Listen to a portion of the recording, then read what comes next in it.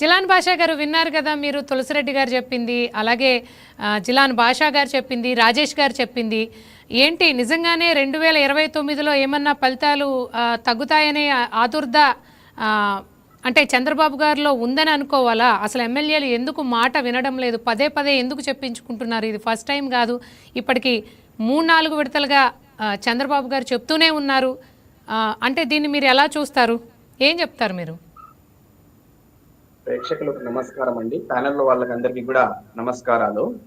YSR Congress party ప్రతినిధి గారు చెప్పిందంతా కూడా పూర్తిగా అసత్యం, అవాస్తవం అని చెప్పి ఈ సందర్భంగా తెలియపరుస్తూ, తెలుగుదేశం పార్టీ క్రమశిక్షణ కలిగిన పార్టీ కాబట్టి వ్యక్తి కన్నా పార్టీ గొప్పది, పార్టీ కన్నా సమాజం గొప్పది అని చెప్పి గొప్ప సూత్రాన్ని తూచా తప్పకుండా పాటించే పార్టీ తెలుగుదేశం పార్టీ.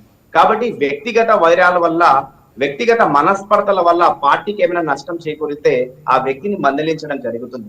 అదే విధంగా పార్టీకి మంచి జరిగిన సమాజానికి లేదంటే పొత్తు ధర్మానికి ఏమైనా నష్టం వాటిల్లుదంటే ఖచ్చితంగా ఆ వ్యక్తిని మందలించడం జరుగుతుంది. కాబట్టి వ్యక్తి కంటే పార్టీ గొప్పది, పార్టీ కంటే సమాజం గొప్పది అని చెప్పి ఆ సూత్రాన్ని పాటించే పార్టీ, క్రమశిక్షణ కలిగిన పార్టీ తెలుగుదేశం పార్టీ. కాబట్టి తప్పు చేయడము మానవుడి లక్షణం, ఆ తప్పును సరిదిద్దుకోవడం విఘ్నుడి లక్షణం, ఆ తప్పుని మరలా చేయడము మూర్ఖుడి లక్షణం అని చెప్పి పెద్దలు చెప్పి ఉన్నారు. కాబట్టి వ్యక్తిగతంగా కాస్తో కూస్తో మనకు నెగిటివ్ రిపోర్ట్ వచ్చినా, కాస్త క్రమశిక్షణ గాడి తప్పిన వెంటనే ఒక పటిష్టమైన నాయకత్వం ఈ రోజు తెలుగుదేశం పార్టీలో ఉంది. కాబట్టి అపారమైన అనుభవం గల చంద్రబాబు నాయుడు గారు ఉన్నారు. అదే విధంగా మనకు కార్యకర్తలకు స్ఫూర్తిదాయకంగా లోకేష్ గారు ఉన్నారు. కాబట్టి ఎక్కడ కూడా రాగి రవ్వంత కూడా పార్టీకి అయితేనేమి, సమాజానికి అయితేనేమి, ప్రభుత్వానికి అయితేనేమి, ప్రజలకైతేనేమి నష్టం చేకూరదని చెప్పి ఒక పటిష్టమైన నాయకత్వంతో IVRS సర్వేలు చేస్తుంటూ, రిపోర్టులు తెప్పించుకుంటూ, నేరుగా ప్రజల్ని అడిగి ప్రజాప్రతినిధుల యొక్క పనితీరుని ఈ రోజు తెలుసుకోవడం అనేది నిజంగా ఇది ఆదర్శప్రియమైన చర్యగానే తీసుకోవడం జరుగుతుంది. కాబట్టి ఈ రోజు తెలుగుదేశం పార్టీ పొత్తు ధర్మాన్ని పాటిస్తూ పార్టీని కాపాడుకుంటూ ముందుకెళ్లడం నిజంగా ఈ రోజు దేశాలన్నింటినీ కూడా ఈ రోజు తెలుగుదేశం పార్టీ ఒక ఆదర్శంగా నిలవడము నిజంగా ఇది తెలుగు వారికి గర్వకారణం అని చెప్పి సందర్భంగా తెలియపరుస్తున్నాను. కాబట్టి వైఎస్ఆర్ కాంగ్రెస్ పార్టీ హయాంలో మనం చూసుకుంటే ఎమ్మెల్యేలకు ఏ విధంగా ఆత్మ గౌరవాన్ని వంచారో మనం చూసాం. ఎమ్మెల్యేలకు కనీసం అపాయింట్మెంట్లు ఇవ్వని వైనం గత 5 సంవత్సరాలు మనం చూసాం.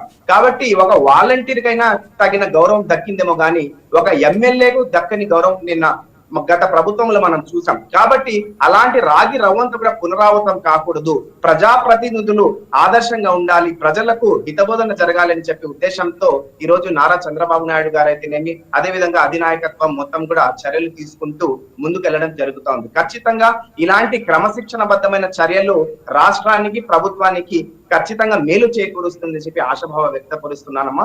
ఖచ్చితంగా తెలుగుదేశం పార్టీ క్రమశిక్షణ కలిగిన పార్టీ, ఎక్కడ కూడా లోపాలు జరగకూడదని చెప్పి నిశితంగా గమనించుకుంటూ అవసరం పడితే చర్యలైనా తీసుకోవడానికి సిద్ధం అవుతుంది. కానీ పార్టీకి అయితేనేమి, ప్రజలకు ఎటువంటి నష్టం చేకూరుగా చూసుకునే party Telugu Desam party.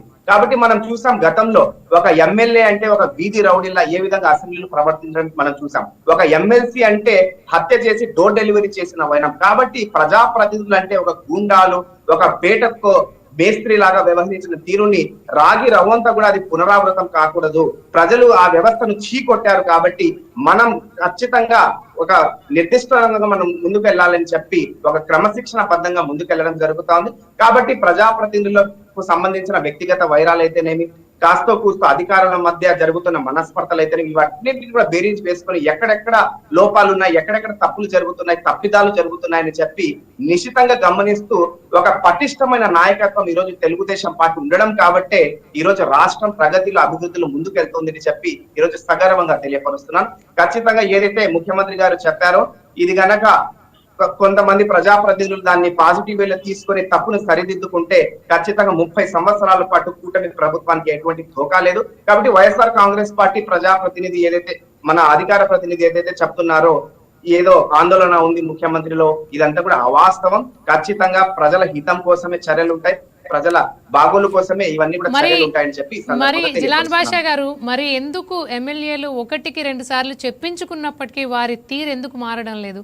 Especially Kolikapudi గారు కానివ్వండి, లేకపోతే పిఠాపురం వర్మ గారు కానివ్వండి. అంటే ఈ ఇద్దరు విషయంలో నేను ఇందాక ఆల్రెడీనే చెప్పాను ఏంటంటే ఇది ఫస్ట్ టైం కాదు, 2 సార్లు ఎక్స్ప్లెనేషన్ ఇచ్చి కూడా ఎందుకు వీళ్ళ తీరు మారడం లేదు? అక్కడ వ్యక్తిగత కారణాల వల్ల ఆ విధంగా జరుగుతా ఉంది. ఖచ్చితంగా తెలుగుదేశం పార్టీ కానీ పరంగా ఒక జిలాన్ వ్యవస్థను బాషా గారు కమిటీ వ్యక్తిగత కారణాలైనా మరే ఇతర కారణాలైనా అల్టిమేట్ గా పార్టీకి నష్టం జరుగుతోంది కదా. 100% ఆ నష్టం జరగకూడదు, అంత నష్టం కన్నా ఆది నష్టమే మేలు అని చెప్పి ఈ రోజు బహిరంగంగా ఈ విధంగా చర్యలు తీసుకోబోతున్నాం, తస్మాత్ జాగ్రత్త అని కోణంలో ముఖ్యమంత్రి గారు ఎమ్మెల్యేలకు అయితే ప్రజాప్రతినిధులకు చెప్పడం జరిగింది. ఖచ్చితంగా క్రమశిక్షణ కలిగిన పార్టీ తెలుగుదేశం పార్టీ. ఇలాంటి తప్పిదాలు పునరావృతం అయితే ఎటువంటి చర్యలైనా తీసుకోవడానికి పార్టీ సిద్ధంగా ఉంటుంది. మనం గతాన్ని చూసాం, తెలుగుదేశం పార్టీ చరిత్రను బేరుజు వేసుకున్నా కూడా ప్రజల హితం ముఖ్యం, ఆ తర్వాత కార్యకర్తల మనోభావాలు, పార్టీ యొక్క భవిష్యత్తు ముఖ్యం.